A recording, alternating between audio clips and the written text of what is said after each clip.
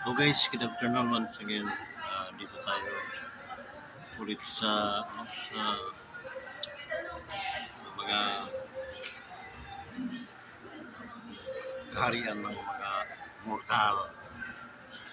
Kasi tayo galing tayo sa ibang uh, planeta.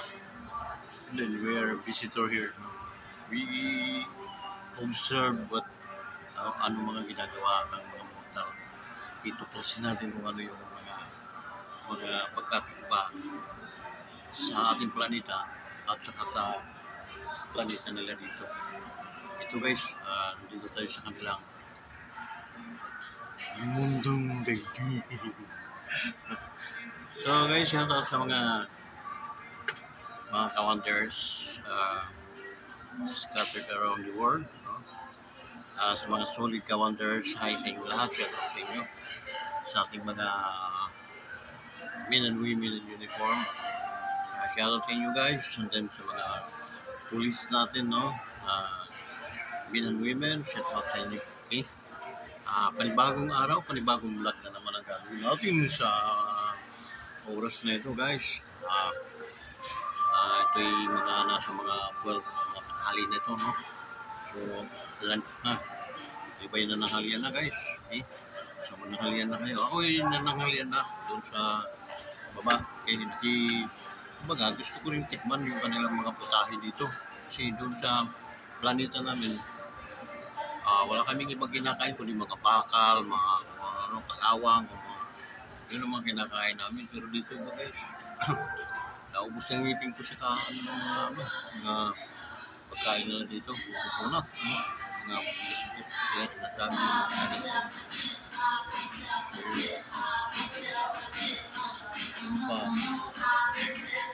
Sa ating mga OFWs, no? Shout out sa inyo guys.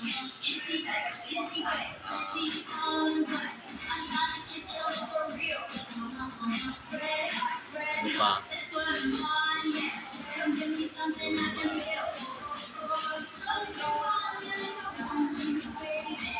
Ano guys, yung mga OFWs natin scattered around the world, no? Shout out kayo daw ang mga tunay na bayani, buhay na bayani sa Pilipinas, dito sa inyong bansa, no? So ingat kayo mga OFWs, no? Ay malayo sa inyong mga kapamilya daw, no? So yun, kaya inaano natin yung mga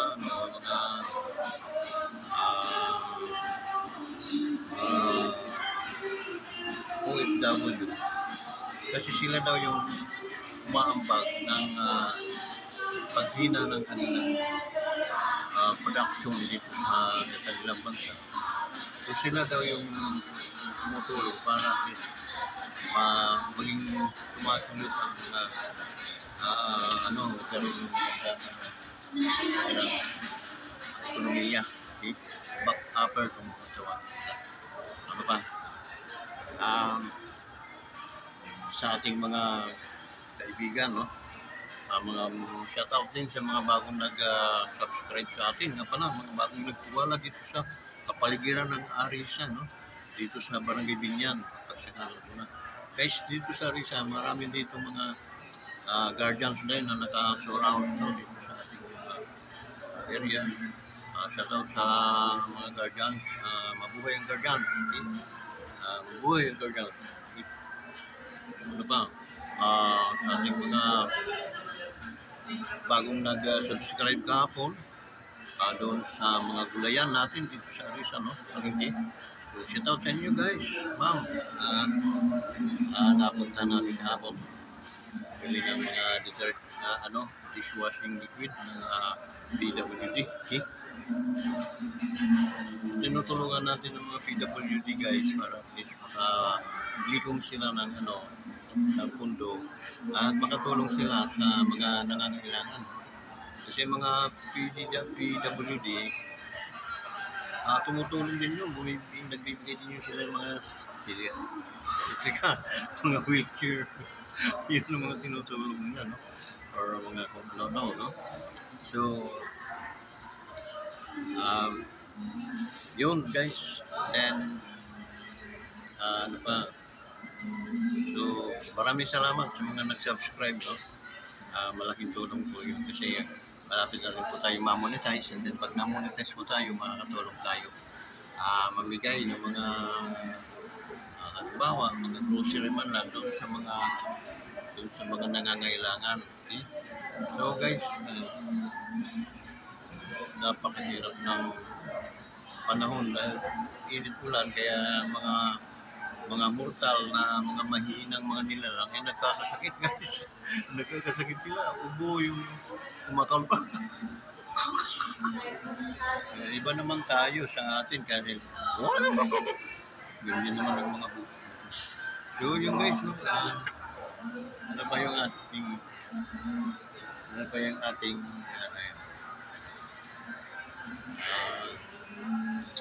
kailangan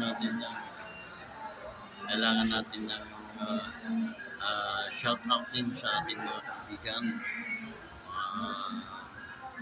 mga dati ng mga subscriber, no? Yung ating mga subscriber, maraming salamat. Magkikaya kung po yung tag-isa, guys, para totally ma-monetize na tayo. Actually, we are nasa mga 900 na tayo, 20 something na lang, no? 900 na. So reach to 1,000 tayo for about ano siya,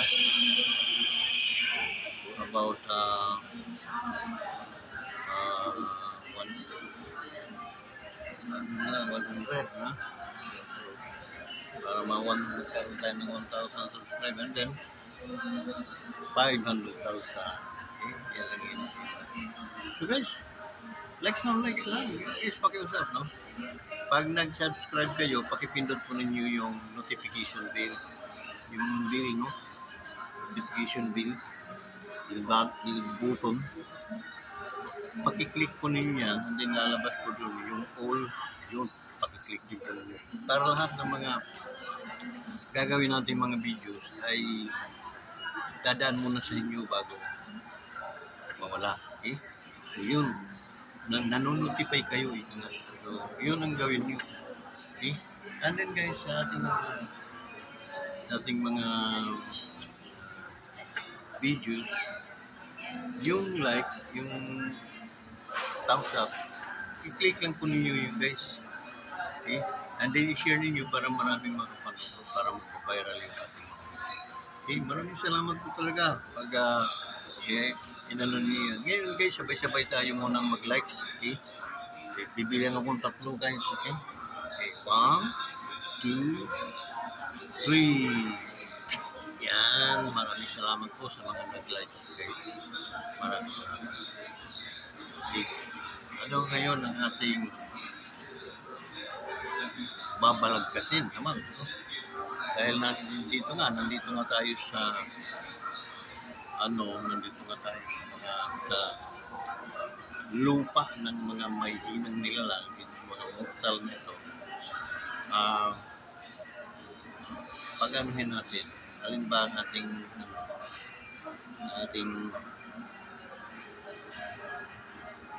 pipintahan ito?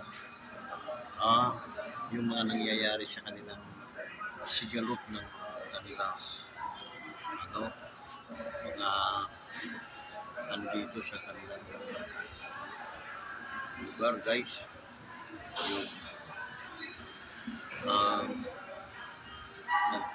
Iipitan, nagsisiraan yung presidente at vice presidente guys. Pinakaano yun doon, nakakasyak sila, magkatandim yun guys, kaya nga sila yung nanalo magkatandim, kaya nanalo yung presidenteng ninyo dahil magkatandim sila sa si vice president. Actually yung history nito guys, ganito, hindi pa nag-i-eleksyon para sa presidential, vice presidential election. Kinausap na nitong mga Marcos si Inday Sara na tulungan sila. Ngayon, okay naman. Tulungan. Siyempre, mag-ano sila.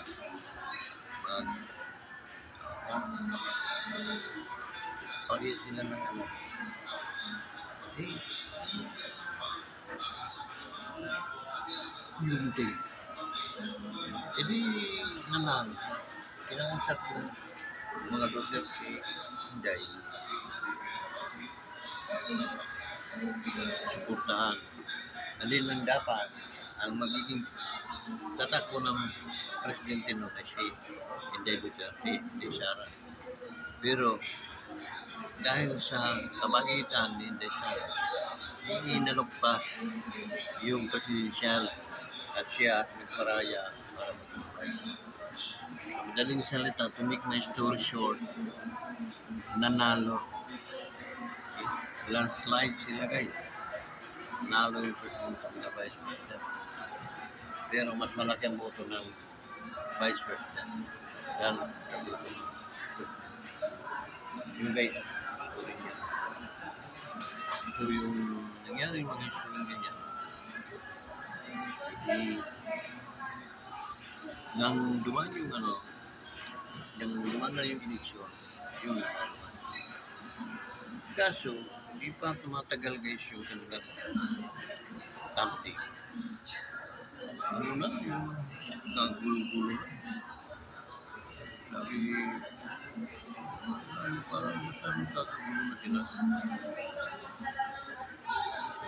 Kaya sabi ko, yun, hanggang sa dumating ang puntong na kaulian na ng kandila.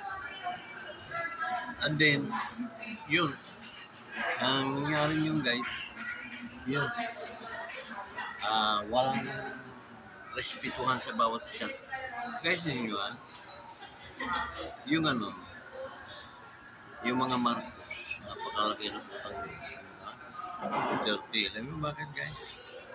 Si Duterte lang ang presidente yung nagpalibing yung sa Iapolakay.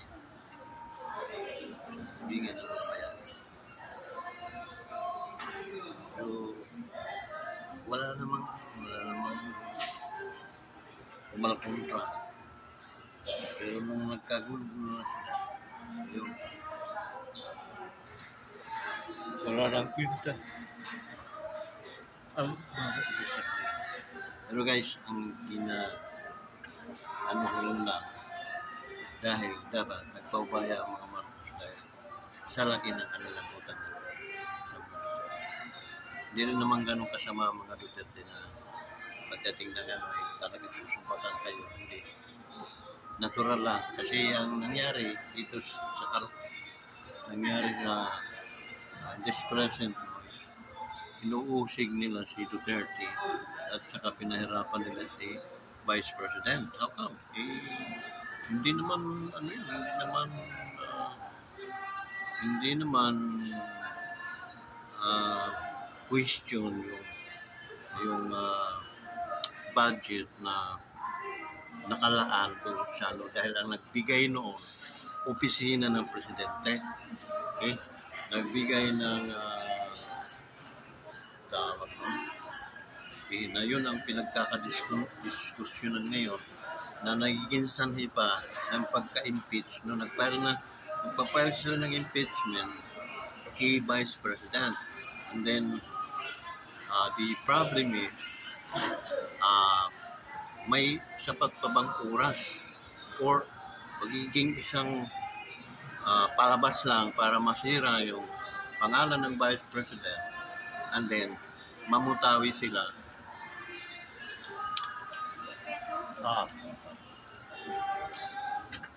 Pampawala ang putya. Ay, ayun no, ay naghahain sila ngayon. Guys, ang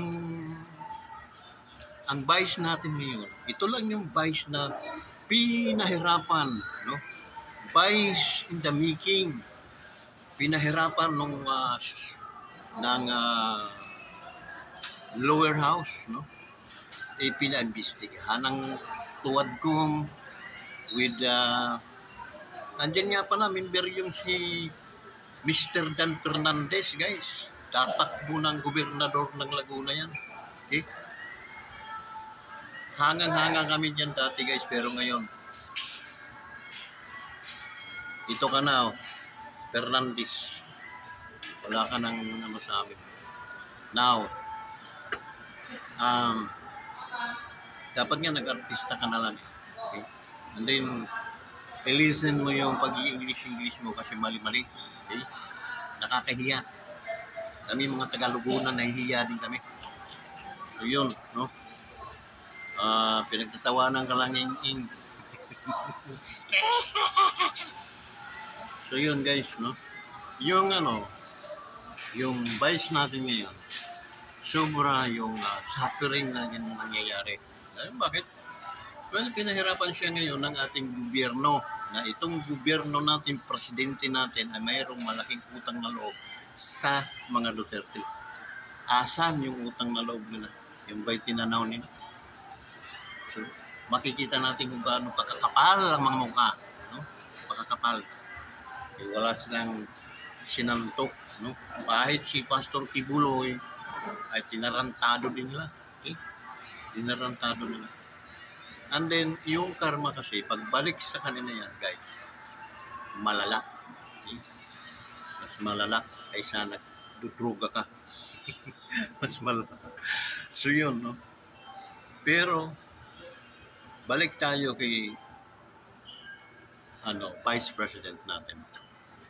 Ang Vice President, mahal ng taong bayan yan kasi napakalaki ng puto niyan at saka ang taas ng trust rating ni Inday Sara Duterte bilang leader o vice o magiging presidente at the year 2028. Year 28. So yun, 2020, o nga, 2028 nga, no? Election for presidential.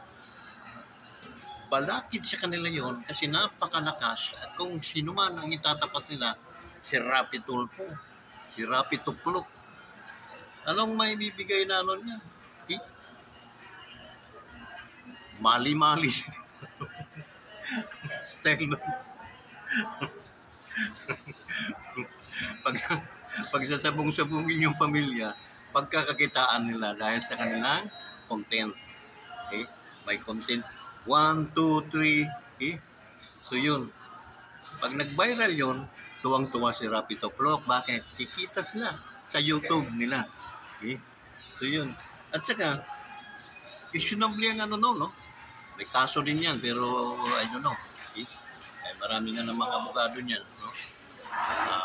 Sabi ni Atty. Libayan, no? Pinaano ko yung dalawa, no? Si Atty. Libayan kasi minsan babanggaan yung dalawa, no? At si Atty. Libayan, kasi ang abogado yan. Na talagang taga-tulig siya kay Rapi Tulfo yan, no? So okay lang, pwede namang tumakbo yun. Manalo yan, i-impeach natin. Wala namang problema yun. Okay? So yun, parang si Irap. Impeach. So yun guys, ang kinakaanohan natin ngayon, bakit nangyayari sa ganda ng ginawa ng Duterte administration sa bayan ng Pilipinas at ang iginaganti natin, ang ipakulong siya, pahuli siya sa ICC. So, di ba parang unfair, no?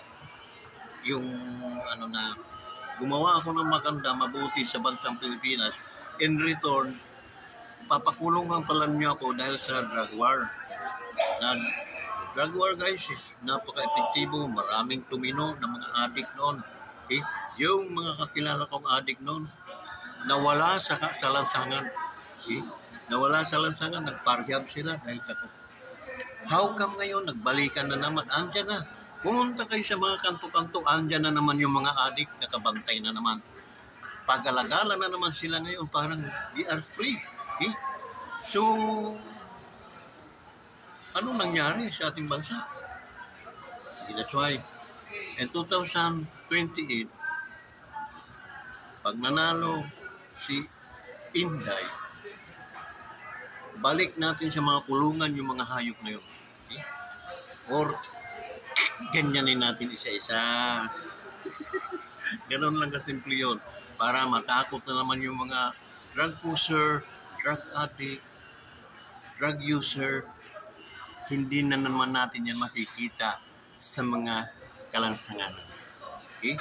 So today, they are free to walk. They are free to, sila ngayon ay may malayang naglalakbay sa ating kakalsadahan. Malaya na naman silang gumawa ng krimen.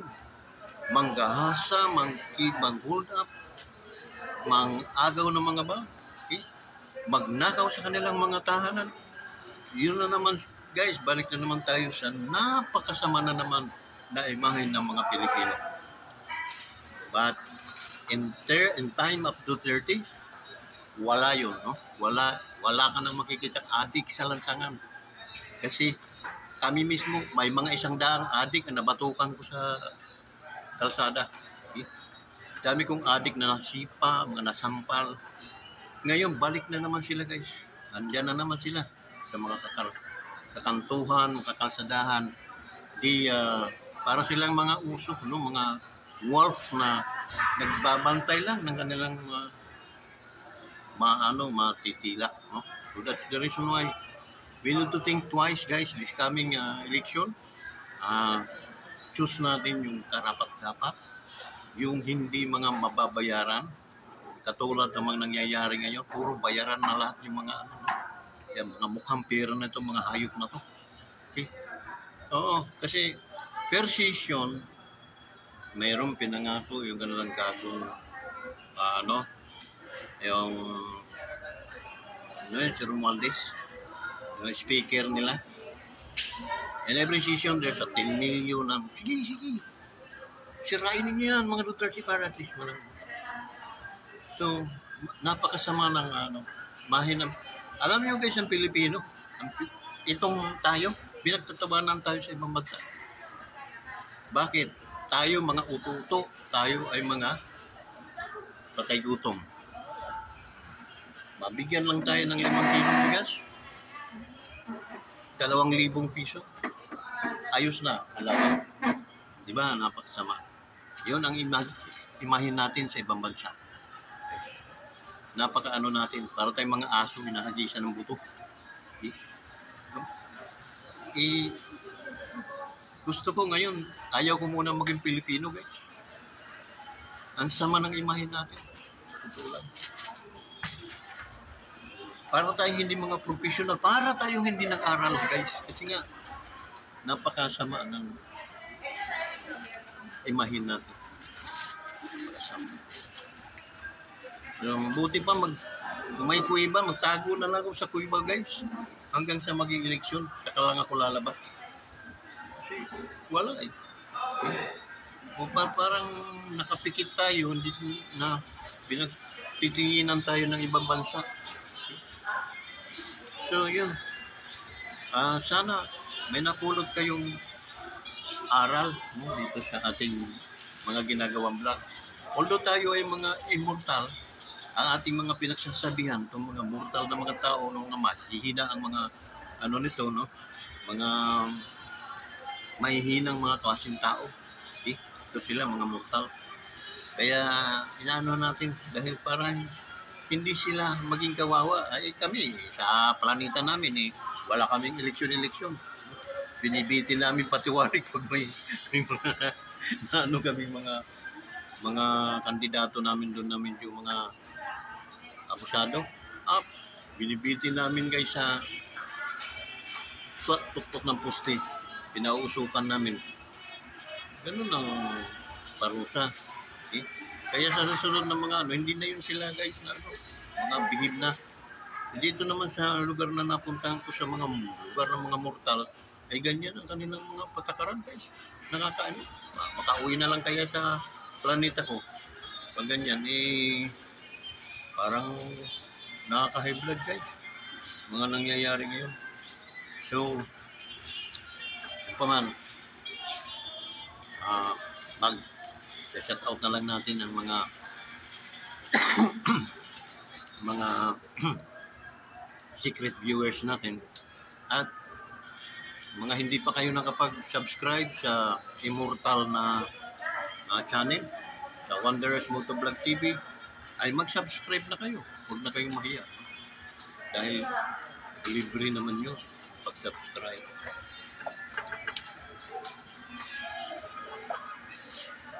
Pampawala sa antok yun, ma'am. Oo. Pagang-paga naman ang ngalang-ngalang mo yun. dati mga ganyan, isang gatang.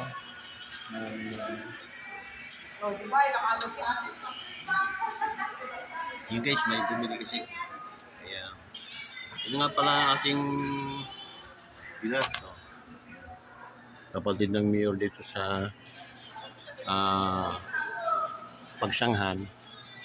Minsan, pag wala siyang ginagawa, nadaan dito yun. Siya na tambay. So yun, gaano kagwapo yung ating eh kami ngayon nasa labas ka pag pinagkakaguluhan kami. Alay mga artist. Ayun pala hindi naman. Papa-photograph wala na kaming dalang ballpen kaya wala. So yun guys, hanggang dito na lang, no? Ating pangungusap sa inyo dahil talagang sumasakit din ang aking kalooban pag ang Vice President ninyo, babae yan ay pinahihirapan ng gobyernong ito. So ano pa man, ang inyong gobyernong ito ay mayroong malaking utang sa ama ng Vice President natin. Okay? Dahil si former Pangulong Rodrigo Duterte lamang ang Pangulong nagpalibing kay Marcos sa libingan ng mga bayani. Okay? Wala pong ibang presidenting nangahas para ipalibing dahil alam nila magagalit ang mga tao, sila ay hindi na iboboto. Pero kakaiba po si Pangulong Duterte, si Mayor Digong, kakaiba siya. Dahil alam niya ang batas na pwede talaga ilibing. Karapatan ni na ipalibing. So pinangahasan niya talaga with authority at may kasamang backup ng batas upang mailibing si Marcos Sr. sa libingan ng mga bayani. At yan ay utang na loob nila sa mga Marcos, ay sa mga Duterte. It happened, ang kapalit o ang kanilang ipinalit ay ang tugisin si Duterte at pahirapan ang Vice President at ikulong at tanggalin bilang Vice President si Sara Duterte. Kayo na ang mag-isip kung anong klaseng gobyerno tayo mayroon ngayon. Think about it.